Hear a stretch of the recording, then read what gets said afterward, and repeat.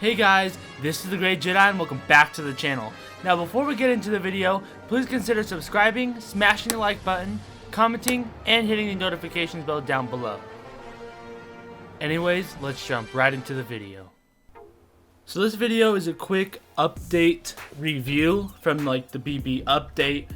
So we have quite a bit to talk about. This is one of the bigger updates. So let's start off talking about the two new heroes, BB-8 and BB-9E. So BB-8 is an offensive hero. He has 650 health, and I really like him. I think he's a good addition to the game. I feel like where they really shine at are the modes Supremacy. If you guys aren't familiar with what Supremacy is, it's just Capital Supremacy. They changed the name of it. And Galactic Assault. He's still good in the other hero game modes, just I feel like that's where he shines, is those larger scale game modes.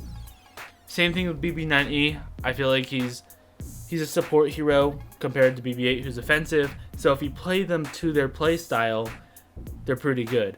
If you try and play BB-9E offensively, you're not going to do so well with him.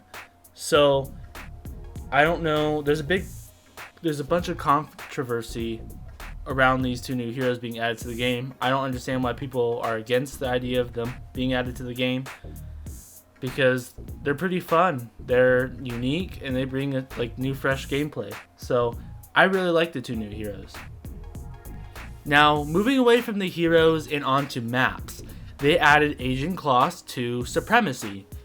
So when you are on that ground phase, you also go, once you're done capturing the command post, you go up to the Star Destroyer on the First Order side and the MC-85 ship for the Resistance, depending on who's wins or loses.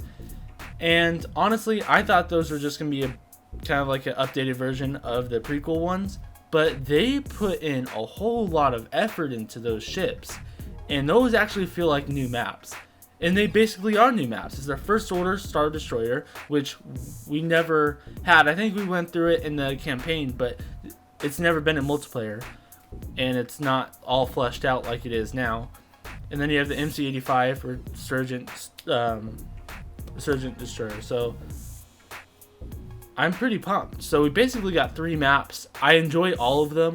I really do like the First Order Star Destroyer. It's just really beautiful. Asian Claws is nice, has a new feel to it. It's not just another, I mean, it is another jungle map, but it has a new feel to it. It's kind of a mix between some of the other ones. It's like a mix between Kashyyyk, Takodana, and Endor, and it kind of has its own feel, which I really like. Now, moving away from the maps, I think the maps are good and the heroes are good, but they also added a lot of bug fixes and quality of life features, which I think they did really good this update. The bugs that they said they fixed, they actually fixed. And you have the new quality of life features that they added, the new intro animations for the heroes, which I really like. And then just the little things here and there that really bring the game to life, that I really like that they did. Now there's also a couple downsides to this update though. And like every update that they release, it comes with bugs. And I'm not saying the update's bad, but it comes with bugs, and there's even more bugs.